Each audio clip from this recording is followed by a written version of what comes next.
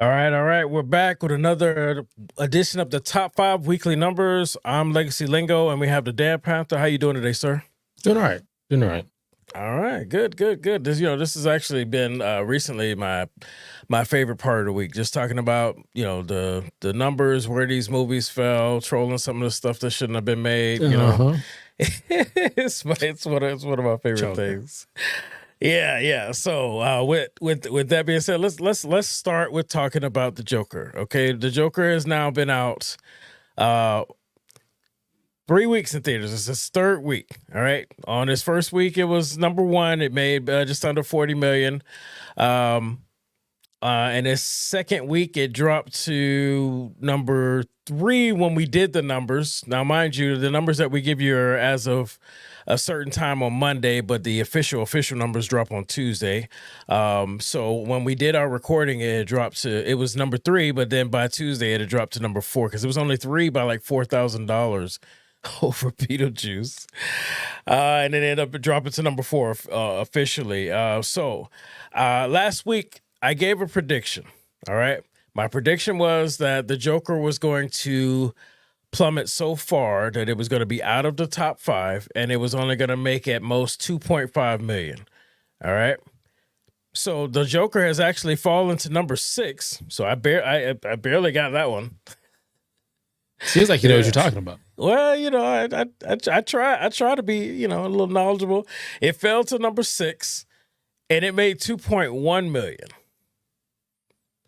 Damn. I know. I wish these predictions were like lotto numbers, man. Anyway, right? All right. We would have made it. Absolutely. All right. So, for those of you joining us for the first time, the top 5 weekly numbers, we talk about the top 5 highest grossing box office in the U.S.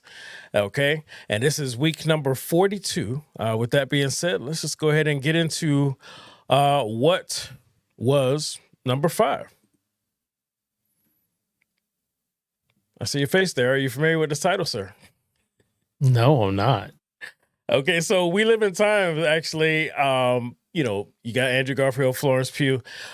This technically, in my opinion, is an indie release, but of course, even though it has mainstream money behind it, mainstream talent, I still consider this an indie release, but it did pretty well. It wasn't in that many screens. As you see, it did 5.1 million. This is a romantic... I don't want to call it a romantic comedy, but this is like a drama. It's not a comedy. It's drama romance. Okay, and basically, as IMDb tells it, an up and coming chef and recent divorcee find their lives forever changed when a chance encounter brings them together in a decade spanning, deeply moving romance. This is one of those like we go through it kind of.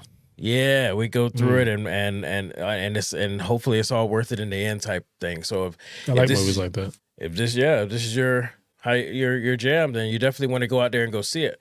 For it to drop in October in the spooky season and still get 4.1 million, it's not bad. It's not bad. All right, so number 4, Beetlejuice still hanging in there. Damn, making that money. I'm telling you, it's been in theater 7 weeks. GG's to them. Yeah, 7 weeks. Of course, remember now these numbers are as of 2 p.m. Today on Monday Eastern Standard Time when I did my research. So by the time you're watching this, they may be updated, they may be different, but not by too much. But Beetlejuice did basically $5 million.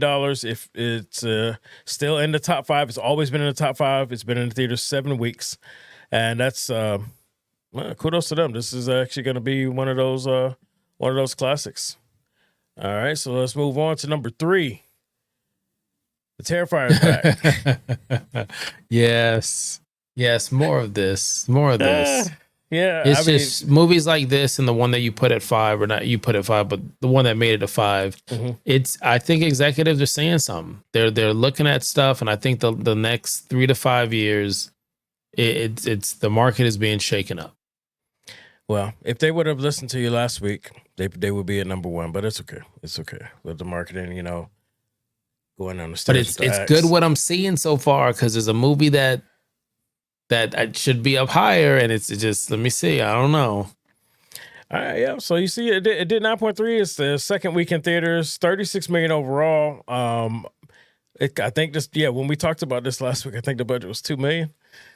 So, yeah, they're raking it in. This is nothing but a win for them. Nothing but a win in the spooky season. They could All do right. another 3 or 4 of these. I think they will. I think they absolutely will, and I'm glad that I'm not a part of watching them, because I know that as they continue to make money, they're going to throw more money into the gore and make it far more difficult for me to watch. So, not gonna do it. I see it. You're a centipede.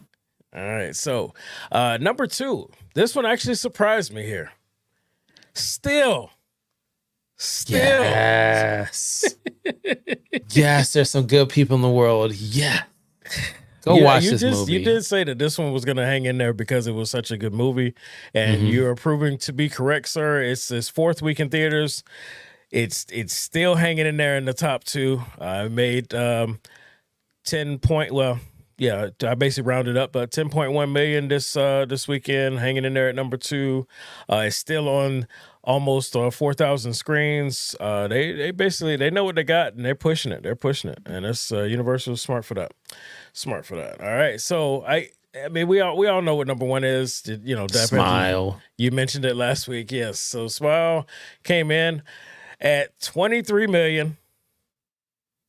As the number 1 film. Basically 23. Did they make their budget off of that, or? It's a great question. I don't know what their budget was. Let's see if I can get it. Their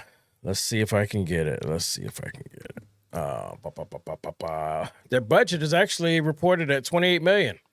There we go. So they got that. They're gonna get it. Next week will be a drop in the bucket. Yeah, so it's just going to be all celebrations for the. They'll work on another one. They'll be working on a 3rd one. I think they absolutely will be working on a 3rd one. We haven't done this review yet. Looking forward to getting Maite and the Dad Panther in the studio once we can to talk this out and find out why I won't be watching it and why you should.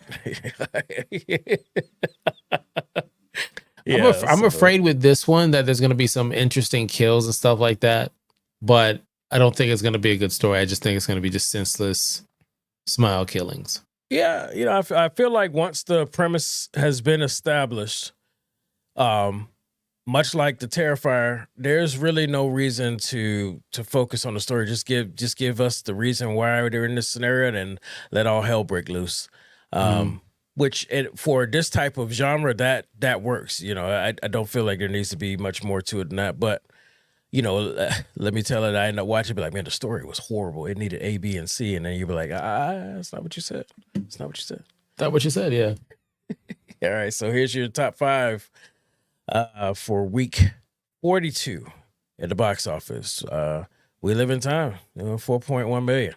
I don't really have a prediction going forward.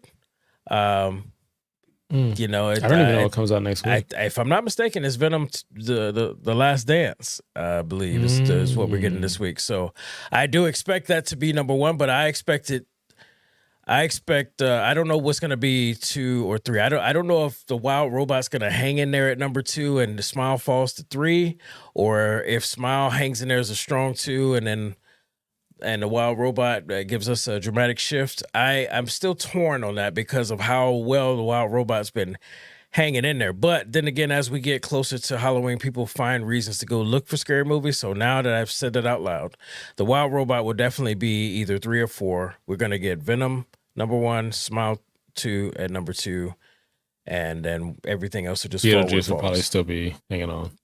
Probably still be hanging on, and the Joker will be probably number 10. Out of the top 10. Out of the top 10.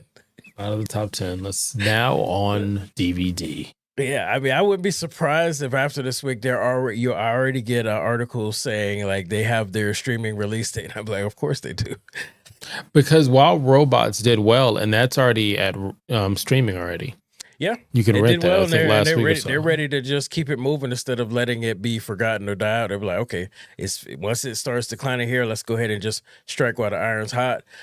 So now it's become a tactic to stay relevant, back in the days, it was like, if this is not doing any good, then we're going to move on. But so now it's kind of like a double-edged sword. It can move to streaming quickly because it's bombing. And they're like, well, hopefully people will be willing to watch it at home.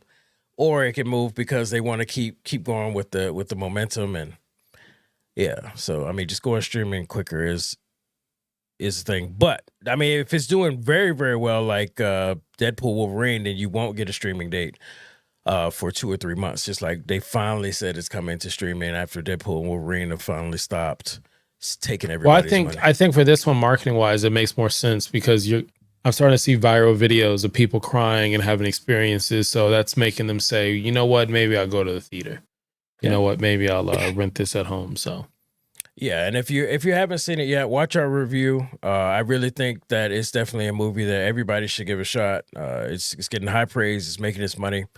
And in my opinion, some movies definitely deserve that support of going to the theater, and I think that The Wild Robot is one of them. All right, so anything you want to throw out for next week? Are you looking forward to that Venom Last Dance? I don't think I'm looking forward to that, to be honest. I mean, I'll watch it, but honestly, Sony they can't get out of the way. I mean, the dude from Spider-Man is basically saying, hey, only if you knew what's happening in the background. So yeah, good cast. We'll see what happens. We'll see what happens. And I think I'm gonna push myself to watch it just so we can have a detailed I thought you said review. punish yourself to watch it. I mean, that was basically it's the same thing. That's exactly what I meant. I didn't even watch the second one. I knew better. But I'm a reviewer. I'm a critic now. So I'm gonna try and do it. I'm gonna try and do it. Since I'm not watching all these scary movies, I might as well at least tolerate the ones that I can watch and stop making excuses. Yeah, collectively, it makes sense. Collectively, yes, sir. As critics, I love it. All right, sir. So again, I am Legacy Lingo. This is the Dad Panther. This has been your weekly top 5, week 42. I thank you guys for joining us, and we will see you on the next one.